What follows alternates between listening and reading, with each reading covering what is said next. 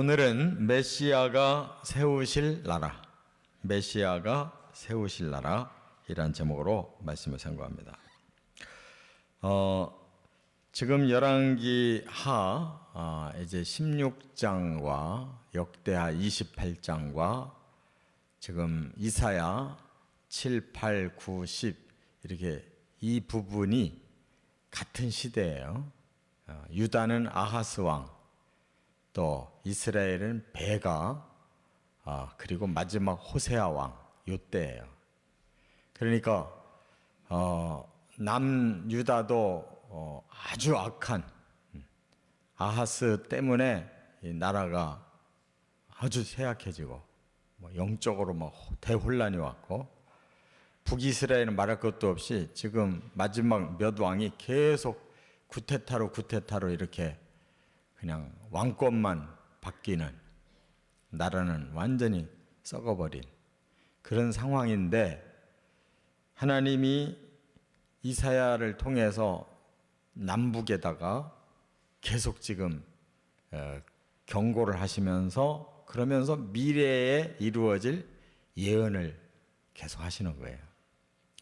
그러니까 특히 메시아 예언이 지금 계속 나오잖아요. 그 이유는 뭐냐? 지금 멸망을 앞두고 있는데 하나님은 이 멸망 이후를 생각하시는 거예요. 그리고 선민을 그냥 멸망시켰다고 해서 그대로 끝내시는 게 아니고, 다시 이들을 정화시켜서 그 선민의 뿌리를 통해서 메시아를 반드시 보내서 하나님이 본래 계획했던 그 세계를 다시 재창조하겠다. 이게 하나님의 계획이에요. 그러니까 그 당시 망하는 것만 보고 얘기한 게 아니고, 이 망하는 것은 앞으로도 이제 전 인류가 망하게 될 거거든요. 이스라엘은 샘플이에요, 샘플. 모든 인류의 샘플. 그래서 망하는 것도 샘플, 구원받는 것도 샘플. 그래서 이사야가 이스라엘의 상황에 맞게 이제 하나님의 예언을 받아서 전한 거예요. 그런데 새로운 나라를 세우시겠다 하는 겁니다. 그래서 이사야서는 또 아주 이 메시아의 나라에 대해서 49장부터 57장까지 아주 기가 막힌 또 메시아 예언이 나오는데, 오늘 이 본문 1절부터 7절은 그거에 말하자면 압축 화일과 같은 거예요. 아주 짧은 7절에 그냥 그 메시아에 대한 예언이 아주 압축이 되어 있어요. 축소판. 그러니까 이 1절부터 7절이 메시아의 나라에 대해서 얼마나 놀라운 말씀을 하셨는지, 그냥은 이해가 안 되는 말씀인데 단어를 뜯어보면 기가 막힌 말씀이에요. 세 가지로 그 나라의 특징을 말씀했어요. 첫째, 1절과 2절에 보면 생명의 빛을 비추는 나라. 메시아가 세우시는 나라는 일단 현재는 흑암이에요. 흑암, 깜깜한데 메시아는 그 나라를 빛의 나라로 바꾼다는 거예요. 현재는 사망, 다 죽는 거예요. 다 멸망하는 거예요. 근데 그 나라를 생명을 살려내는 나라. 그래서 그 두 가지를 합해서 생명의 빛이라고 여기 1절, 2절에 말씀한 거예요.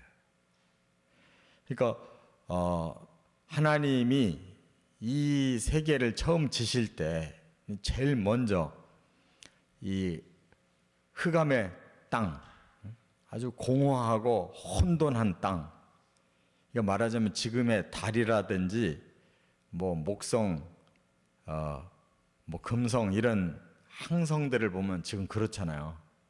황량하기가 그지 이루 말할 수 없고, 물도 없고, 이게 사람이 전혀 살 수 없어, 생명체가 없잖아요.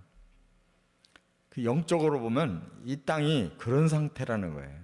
완전히 아주 망해버린 상태.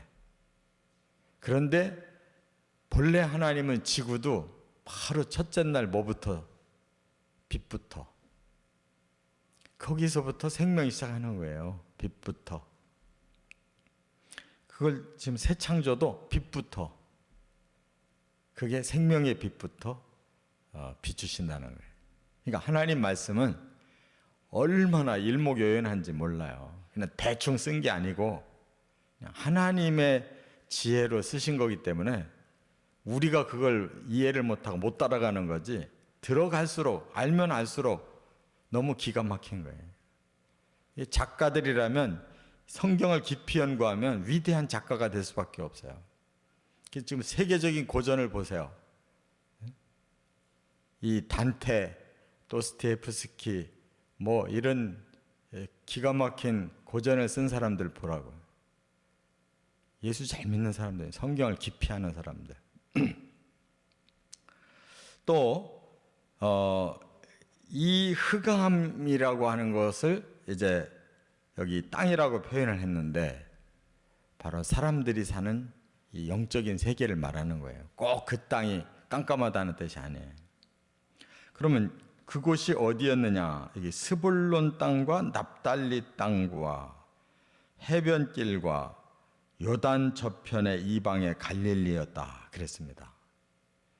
그러니까 이곳은 어디냐면 예수님이 태어나시고 사역하던 곳이에요. 스불론 땅에 나사렛이 있고 납달리 땅에 가버나움이 있는 거예요. 예수님이 어린 시절 나사렛에서 성장하셨고 또 공생애를 시작하실 때 그 갈릴리 북쪽 해변에 있는 가버나움이 본부였어요. 그리고 이 갈릴리 땅을 다 다니시면서 1차, 2차, 3차 사역을 다 하셨어요. 주로 복음을 여기서 다 전하셨잖아요. 거기에서부터 생명의 빛이 나타난다는 거예요. 예수님을 말씀하는 겁니다. 그리고 그 해변 위로 이방의 땅까지 예수님이 다 두로 시돈도 저 헬몬산까지도 다 예수님이 복음 다 전하셨어요. 거기까지 다 올라가셔서 성지순례 가보면 예수님이 다니신 지역이 너무너무 명확해. 이 성경 그대로 다니신 거예요. 그러니까 성경을 모르는 사람들이 함부로 얘기하는 거지, 알고 확인한 사람은 놀랄 수밖에 없는 거예요. 이 구약의 말씀과 신약이 완전히 일치되는 거예요. 뭣도 모르고 다니는 사람들이 아무것도 모르고 건물만 보고 오는 거지, 제대로 성경을 알고 그 지역을 아는 사람은 가서 현장을 보면 성경이 얼마나 놀라운 말씀인 걸 알 수가 있어요.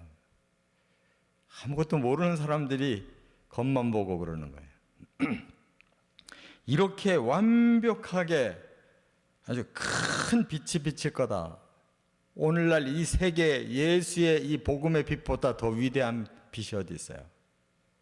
아브라함에게 주신 네 자손으로 말미암아 그냥 세상의 모든 사람들이 복을 받을 거다. 그 말씀이 바로 예수에게서 이루어진 거예요. 2000년 동안 이 지구상에 그 위대한 복음을 주신 예수님이 바로 창세기 12장에 그 아브라함에게 주신 언약의 주인공이에요. 지금 이사야에게 더 구체적으로 큰 빛으로 바로 그 갈릴리 지역에서 그 생명의 빛의 나라를 시작하실 거다. 그대로 됐잖아요. 그래서 그 땅을 영화롭게 할 것이다. 빛만 비치는 게 아니고 생명만 생기는 게 아니고 그 나라를 아주 영화로운 나라 만들 거다. 근데 왜 이 스불론 납달리 땅을 그렇게 흑암의 땅, 사망의 땅이라고 했느냐? 거기가 바로 강대국들이 제일 먼저 쳐들어와서 쑥대밭을 만든 땅이에요. 그렇잖아요. 이스라엘의 제일 북경 지역. 거기는 계속 아수르가, 바벨론이, 메데 파사가, 헬라가, 로마가 계속 쳐들어와서 쑥대밭 만든 곳이. 그래서 맨날 뺏겼다가 찾았다, 뺏겼다 찾았다. 그 국경지대에 사는 사람이 얼마나 힘들었겠어요. 바로 그곳에 이제 제대로 된 나라가 생긴다. 메시아가 세우는 나라는 생명으로 충만한 나라다. 아주 영화로운 나라가 된다. 두 번째, 3절과 4절에는 창성한 나라예요. 창성한 나라. 여기 창성이라는 것은 그냥 이 창조에서 비롯해서 그것이 아주 완성되는, 그게 창성이에요. 만들어지기만 하면 뭐예요? 그것이 완성돼야 되잖아요. 그런 나라. 그리고 아주 충만한 나라인 거예요. 그런데 어느 정도냐 보니까 즐거움이 가득하다는 거예요. 그 즐거움을 뭘로 표현했느냐? 추수의 즐거움으로. 그렇죠? 농사 짓는 사람들은 수확할 때 즐거움이 얼마나 커요. 그들은 아침 일찍 일어나가지고 밤 늦게까지 추수하는데도 그때가 제일 좋다는 거예요. 1년 내내 그때 같으면 좋겠대요. 농사 짓는 사람들은 추수의 그 기쁨 때문에 그냥 봄부터 죽으라 하고 일하는 거예요. 한여름에 밤 8시까지 해가 안 떨어지면 그때까지 계속 일하다가 교회에 와서 9시에 예배 드리는 사람들이, 그래도 그 추수를 바라보고 그렇게 죽으라고 일하잖아요. 가을에 추수를 할 때 얼마나 기쁜지. 그 한마디로 이 즐거움을 어떤가를 알 수가 있어요. 또 목숨 걸고 전쟁에 나갔던 사람들이 승리를 거두면 전리품을 거두어요. 자기 목숨값을 거두는 때 그 기쁨. 죽느냐 사느냐 하는 전쟁터에서 살아나가지고 이겼으면 그 모든 적군 것이 다 자기 거잖아요. 목숨을 바쳐서 얻은 전리품을 얻는 기쁨이라고 그랬어요. 또 그들이 그동안에 어깨에 아주 무거운 멍에를 맸었고, 또 어깨에 무수한 채찍을 맞았고, 또 압제자가 무수한 막대기로 두들겨 팼던 그들의 고통스러운 삶이 완전히 해방된 나라, 이렇게 표현을 했어요. 그러니까 사람은 마음으로부터 이런 기쁨이 넘치고 자유가 일어나야 이게 창성이지, 뭐 돈만 많다고 뭐 땅만 크다고 창성이 아니잖아요. 맨날 돈 문제로 힘들고 뭐 땅 관리하느라 힘들면 그게 무슨 창성이에요. 마음이 기쁘고 자유로워야지. 뿐만 아니라 마치 미디안의 날과 같을 것이다 그랬는데요. 이게 성경을 아는 사람들만 알 수 있는 단어예요. 미디안의 날이라는 말은 이 사사기 6장에 보면 그 땅이 미디안에 의해 지배를 당해요. 그러니까 하나님이 기드온이라는 사람을 딱 세워가지고 300명 가지고 수십만의 미디안 군대를 무찌르게 하셨어요. 300명 가지고. 그날을 말하는 거예요. 그래서 사사기 6장과 같은 그런 놀라운 대승리를 거둔다는 거예요. 300명 가지고 수십만을 치는, 그게 메시아가 세우실 나라라는 거예요. 세 번째, 5절부터 7절까지는 평강한 나라. 가장 중요한 건 평화의 나라예요. 평화가 있어야 되는 거죠. 그래서 이제는 여기 5절에 뭐라고 그랬어요? 그들의 그 어지러이 싸우는 군인들의 신과 피 묻은 겉옷이 불에 섭같이 살라지리니.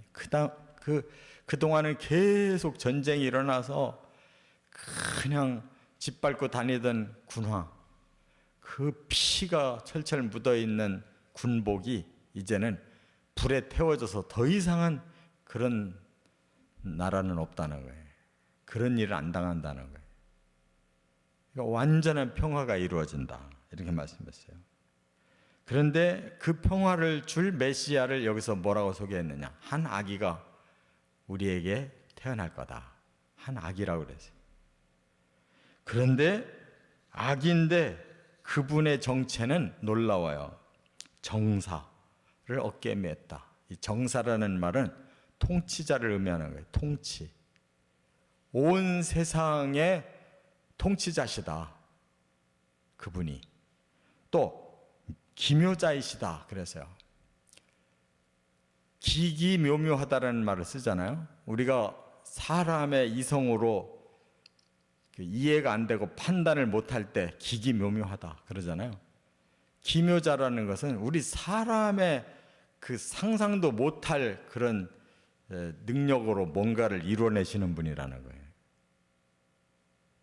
바로 그리스도는 그렇게 사람들의 상상을 뛰어넘는 그러한 일로 인류를 구원하셨어요. 또 여기 보니까 모사라고 그랬어요. 모사라는 말은 지혜자라는 거예요. 뛰어난 지혜가 있어가지고 모든 문제를 착착 풀어내는 분. 그걸 보고 모사라고 그래요. 전능하신 하나님.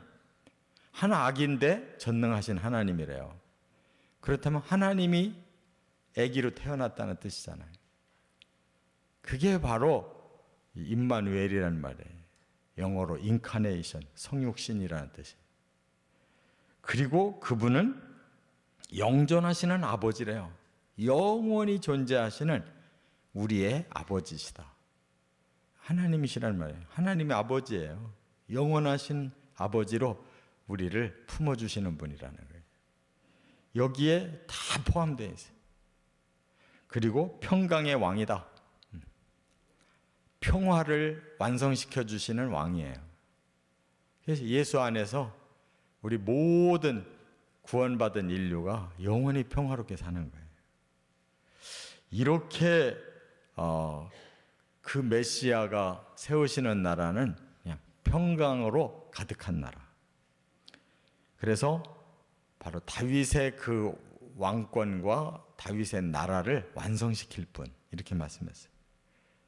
이것을 만군의 여호와의 열심히 이뤄낼 거다 그랬어요. 하나님은 반드시 이뤄낼 거다, 그런 뜻이에요. 그 나라는 공의롭고 정의로운 나라다, 이렇게 말씀했어요.